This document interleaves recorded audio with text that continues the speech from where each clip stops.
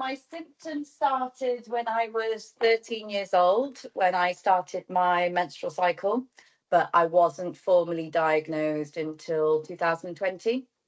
So I was age 35 at that point. So over 22 years it took for me to be diagnosed. I started having endometriosis symptoms probably at the age of 13 or 14. I think I got my official diagnosis maybe when I was about 23, 24, so about 10 years later.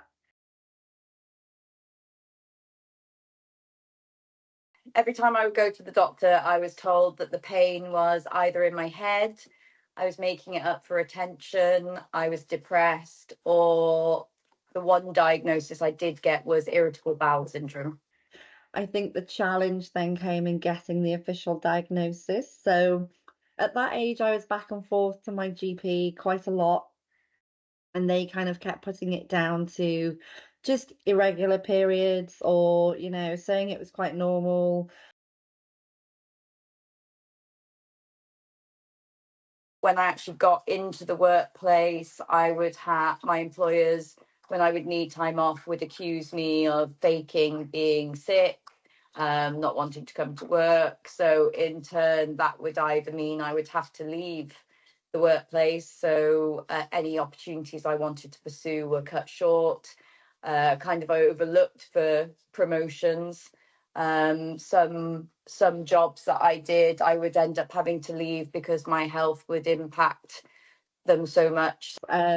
Because by the time I had my formal diagnosis, probably like lots of women, sadly, mine had got to kind of the worst stage or the worst level it could get to. So at that point, it had already spread to my bowel, my bladder.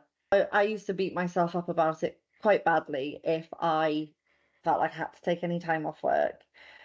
And because of that, what I used to do was I would take spare clothes into work with me, take pain relief, hot water bottles, whatever I could.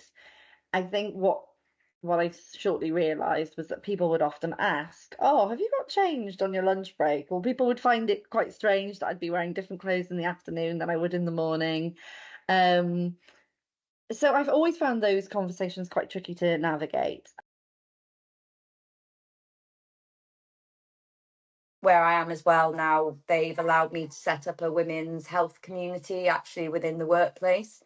So this provides educational sessions, signposting to resources and charities, and sharing sort of first-hand experiences of different conditions. They signed up for the endometriosis friendly employer scheme through Endometriosis UK. So they've made a commitment to raise awareness of the condition and also ensure that they have endometriosis friendly policies when it comes to sickness and absence.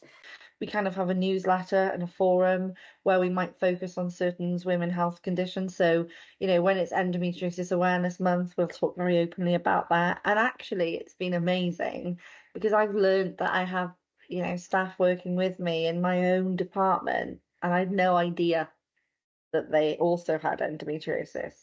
Um, so it's been really rewarding for me to be able to meet with those people on a basis and talk about something that isn't work and how I can support them.